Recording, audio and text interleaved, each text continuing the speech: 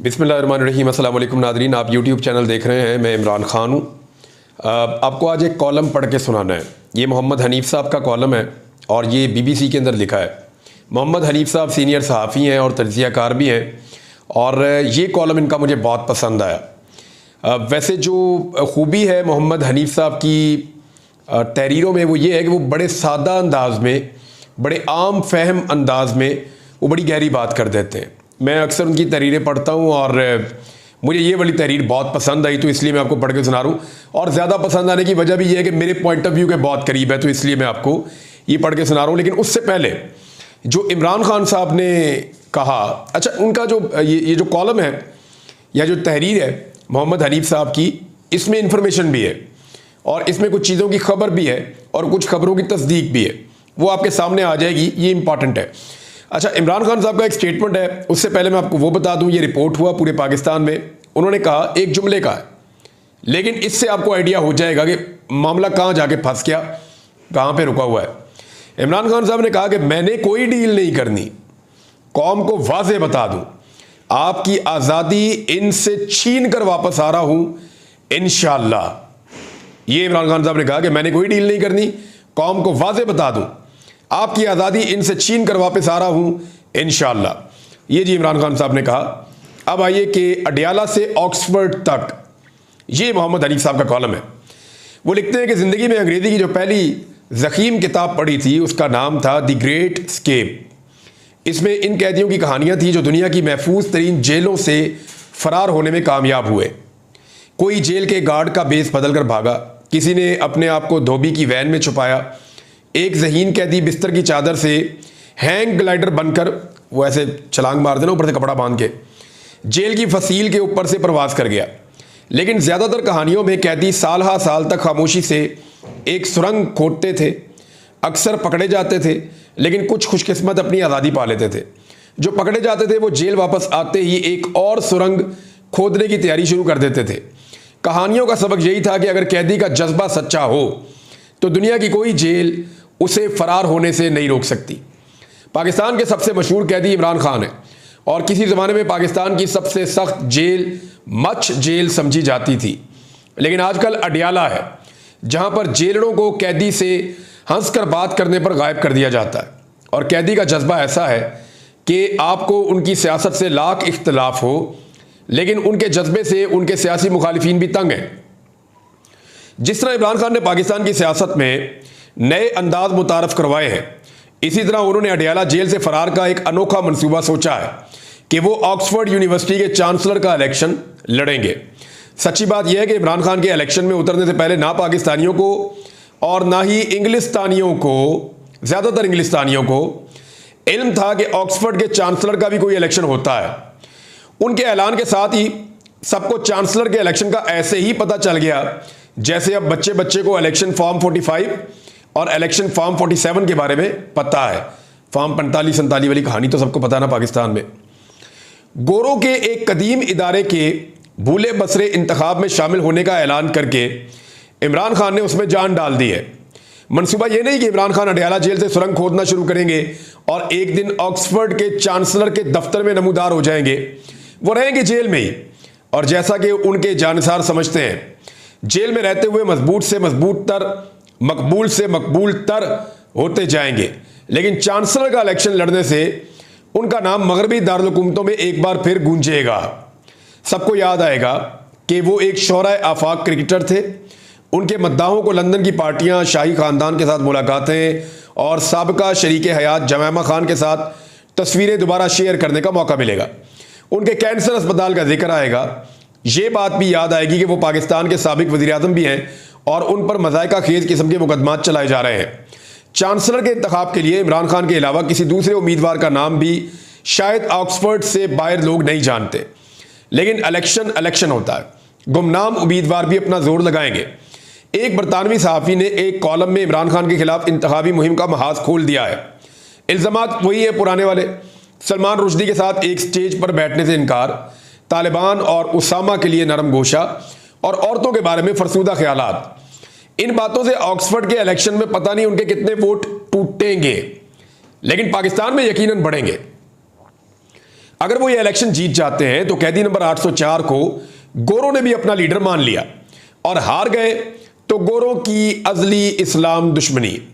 इंतखाबात का नतीजा कुछ भी हो, दुनिया को याद आएगा कि इमरान खान एक सियासी कैदी हैं, और गालिबन दुनिया के हसीन तरीन सियासी कैदी जेल की सख्ती बर्दाश्त कर लेता है लेकिन गुमनामी नहीं।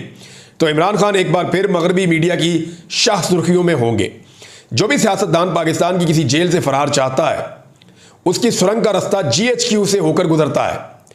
इमरान खान अपना रास्ता खुद बनाने पर मुसर है, बज़िद है। शायद वो पहले फरार होने वाले कैदियों का अंजाम देख चुके हैं।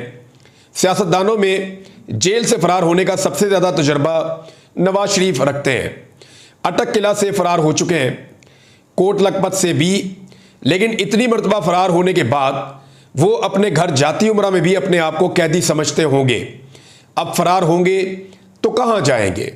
दूसरी तरफ इमरान खान अपनी सुरंग खोद रहे हैं और कोई जेलर रोक भी नहीं सकता। ये जनाब ज़बरदस्त किस्म का कॉलम लिखा था मोहम्मद हनीफ साहब ने। इसमें आपको सिचुएशन का आइडिया हो गया। और वही बात मैं करता हूँ कि इमरान खान जेल से बाहर आना चाहते हैं। कौन है जो जेल में रहना चाहता है? लेकिन इमरान खान अपने तरीके से आना चाहते हैं।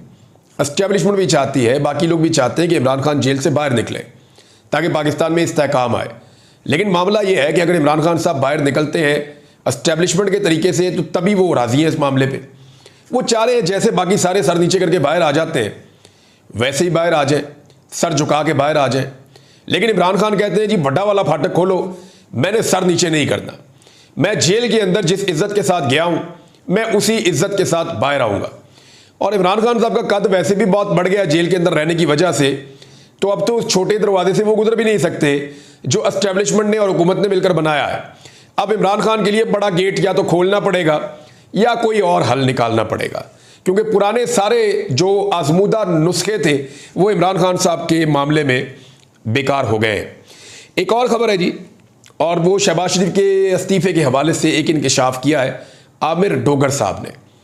आमिर डोगर साहब जो है वो पाकिस्तान तहरीक इंसाफ के मेंबर कौमी असम्बली हैं, और माजी में मुख्तलिफ ओहदों पर भी रहे पाकिस्तान तहरीक इंसाफ के। इमरान खान साहब के दरीना साथी हैं।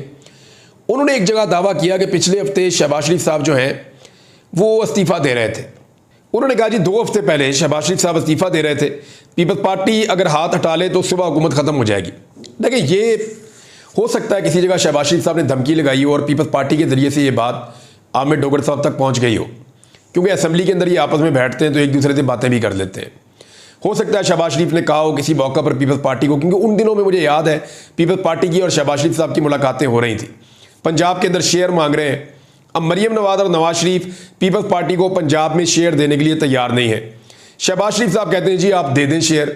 उधर पीपल्स पार्टी ने इनके सर पर डंडा मारती है बार बार शहबाज शरीफ के। पीपल्स पार्टी ये कहती है कि लूट का माल है भाई पंजाब, ना आप जीते वहां पे ना हम जीते वहां पे, जीती तो पीटीआई है, तो लूट का जो माल है उसके अंदर आप हमें हिस्सा दें, हमने आपको हुकूमत बना के दी हुई है। वो बेचारे सही बात करते हैं। इधर नवाज शरीफ और मरियम नवाज पंजाब में हिस्सा देने के लिए तैयार नहीं है। तो मे भी शहबाज शरीफ ने कहा हो कि ठीक है जी मैं रिजाइन कर देता हूं। तो ये तो एक धमकी है शहबाज शरीफ के पास, लेकिन देखें ये चलेगा नहीं मामला।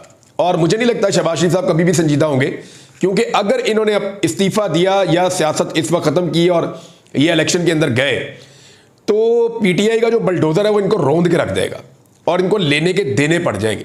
अब इनको एस्टेब्लिशमेंट भी इलेक्शन नहीं जितवा सकेगी। हालात वहां पे पहुंच गए हैं, पाकिस्तानी बहुत मोहतात हो गए हैं। अच्छा, जो पाकिस्तान तहरीक इंसाफ का जलसा है ना, उस हवाले से अब मुतजाद खबरें आ रही हैं। एक तो इरफान सिद्दीकी साहब ने एक बिल मुतारफ करवा दिया सेनेट में, तो सेनेट की जो कमेटी है उसने वो बिल पास भी कर दिया। अब बिल ये है कि इस्लामाबाद में जो भी जलसा करेगा बगैर इजाज़त के 3 साल के लिए अंदर, और अगर कोई दोबारा जलसा करेगा बगैर इजाज़त के तो 10 साल के लिए अंदर। तो इस किस्म का बिल इरफान सिद्दीकी साहब, क्या ये सूट करता है उनकी शख्सियत को? यानी वो सहाफ़त की है, और सहाफ़ी जो हैं वो कम से कम ये ख्याल रखते हैं कि जमहूरियत होनी चाहिए, जमहूरी इक़दार होनी चाहिए। तो एहतजाज का एक हक़ होता है, पॉलिटिकल गैदरिंग्स का एक हक़ होता है, और जो जमहूरी सियासी निज़ाम होता है उसके अंदर ये बुनियादी और बेसिक चीज़ें होती हैं, इनके बगैर मुकम्मल नहीं होती आपकी जमहूरियत। और वो उसके ऊपर ऐसी कदगरे लगा रहे हैं, ऐसी पाबंदियाँ लगा रहे हैं कि जी आप जलसा बगैर, अब डीसी फैसला करेगा कि एक पॉलिटिकल पार्टी ने जलसा करना है या नहीं करना। वो डीसी की औकात ही कुछ नहीं है। उसको जो ऑर्डर आ जाएगा इंटीरियर मिनिस्ट्री से, वो कहेगा जी नहीं करना। करना भी हो नहीं करना, वो 10 दफ़ा मना कर देगा तो क्या 10 दफ़ा जलसा नहीं होगा?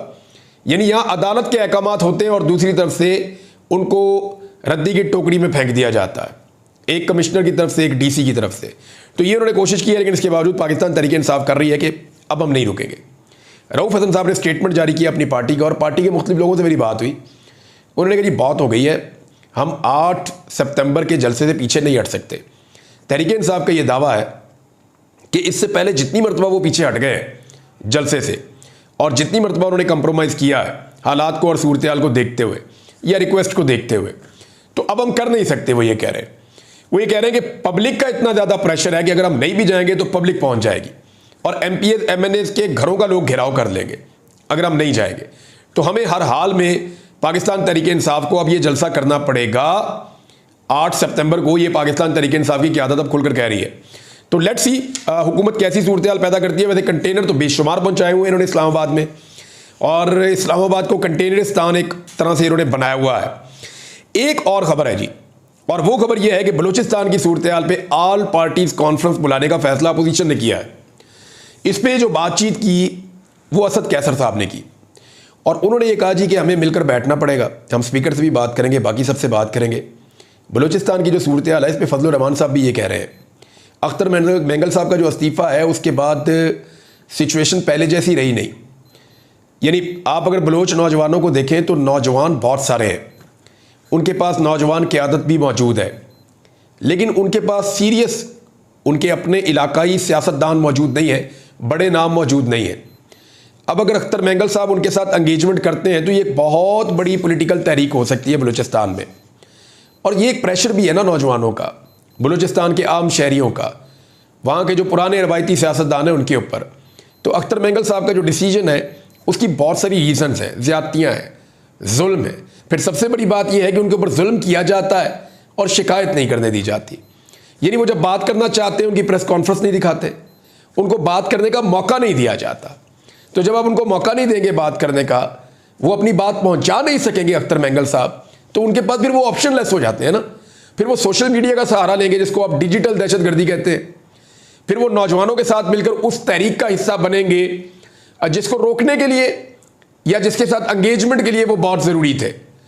यानी अख्तर मेंगल साहब जैसे लोग ही हैं ना, या उन जैसे आप 8-10 लोग इकट्ठे करें बलूचिस्तान से, उन्हें कहें कि नौजवानों को एंगेज करें और एक वफामत का माहौल बनाएं। लेकिन मेरे ख्याल में उनको दीवार के साथ लगाकर हुकूमत ने और रियासत ने अपनी मुश्किलात के अंदर इजाफा कर लिया है। IMF से नादरीन 2 खबरें, दोनों बहुत इंपॉर्टेंट हैं इकॉनमी के हवाले से। ये बहुत अहम चीज़ें हैं जो मैं आपके साथ अब शेयर करने जा रहा हूँ। एक तो IMF की जो पहली खबर है वो ये है कि जो शॉर्टफॉल है वो पूरा किया जाए। मैंने आपको पहले बताया था कि 111 अरब कम पाकिस्तान ने वसूल किए हैं रेवेन्यू में, यानी जो रेवेन्यू कलेक्शन करनी थी, जो टैक्स इकट्ठा करना था, उसमें 111 अरब कम वसूल किया 2 महीनों में। अब एक तीसरा महीना चल रहा है, इसके अंदर अगर आपने हदफ पूरा करना है तो 1200 अरब रुपए आपको इकट्ठा करना पड़ेगा। मुझे कैपेसिटी नज़र नहीं आ रही कि सितंबर के महीने में 1200 अरब इकट्ठा हो सके। उसकी वजह यह है कि पिछले 2 महीनों में जो पैसा इकट्ठा हुआ वो लगभग कुछ 1400-1500 के करीब है, इससे कम है मेरे ख्याल में, 1400 अरब रुपए के करीब है। तो अब 2 महीने में इतना इकट्ठा किया और एडवांस टैक्सेस लेकर इकट्ठा किया बहुत सारे लोगों से।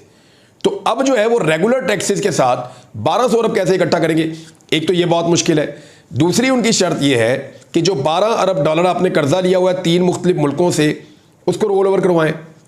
वो उसमें सिर्फ 1 अरब डॉलर जो है वो हुआ है रोल ओवर, बाकी 11 अरब डॉलर पड़ा हुआ है, वो भी होता हुआ दिखाई नहीं दे रहा।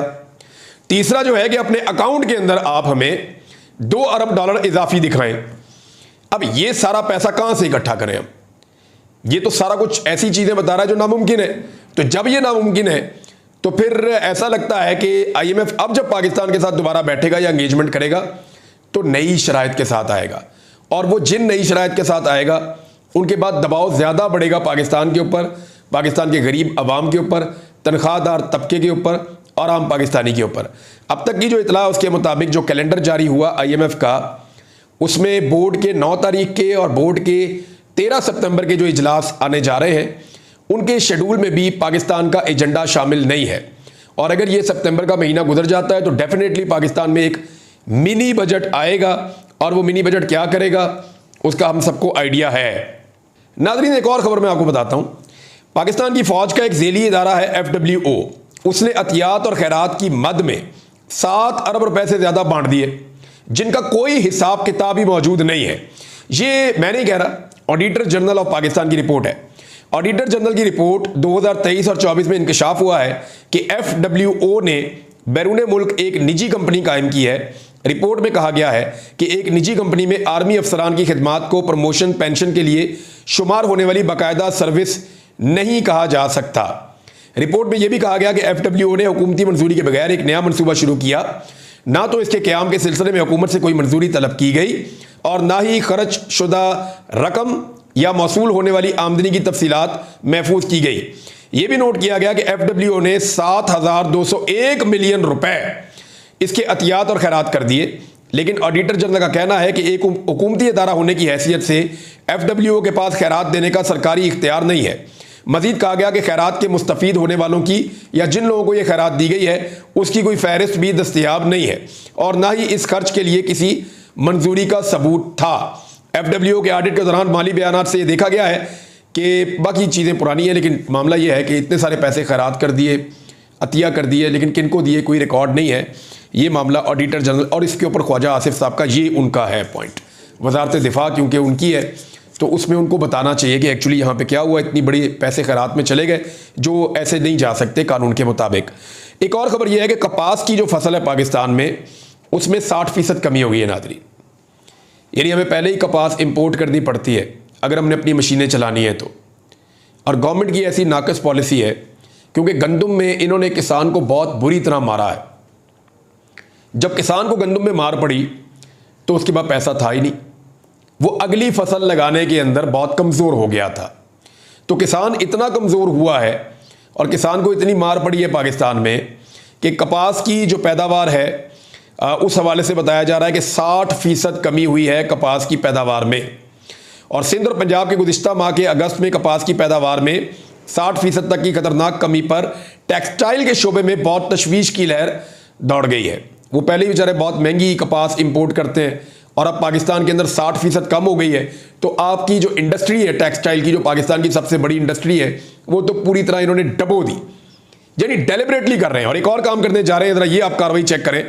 मैंने आपसे कहा आपको बताऊंगा मैं कि शुगर का मामला, ये जो गन्ने की खरीदारी होती है ना, इसके ऊपर गवर्नमेंट का एक चेक होता है कि इतने रुपए में गन्ना बिकेगा और इस तरीके से बिकेगा, इतने दिनों तक आप उनकी पेमेंट करेंगे और फिर इतने रुपए की आप चीनी बेचेंगे। गवर्नमेंट ऑफ पंजाब ने अभी ये इतलात आ रही हैं, इनकी कंफर्मेशन भी आ जाएगी क्योंकि अभी इन्होंने कोई नोटिफिकेशन मंजरे आम पे नहीं आने दिया। डिपार्टमेंट के अंदर से मुबैना तौर पे ये खबरें आ रही है कि इन्होंने फैसला किया है कि गंदम की तरह जैसे हमने छोड़ दिया था खुला किसान को, हम गन्ने के किसान को भी शायद छोड़ देंगे। और अगर इन्होंने गन्ने के किसान के साथ ये किया तो याद रखिएगा शुगर मिल मालिकान की जो है मौजें लग जाएंगी, क्योंकि ये सारे खुद ही शुगर मिलों के मालिक हैं। ये जितने भी जैसे IPPs हैं वो भी इनकी है, शुगर मिले वो भी इनकी है, सियासतदानों की, तो ये मिल के खाते हैं। तो तरीका वारदात इनका ये है कि अपनी मर्जी से गन्ना खरीदेंगे, जितना मर्जी सस्ता खरीदें, फिर अपनी मर्जी से रेट डालेंगे कि जी हमने तो बहुत महंगा खरीदा है, और अपनी मर्जी से फिर चीनी का रेट बढ़ाएंगे भी। ये जो स्कैंडल है इसके ऊपर मैं आने वाले दिनों में बात करूंगा। अब तक के लिए इतने, अपना ख्याल रखिएगा, अपने इस चैनल का भी। अल्लाह हाफिज़।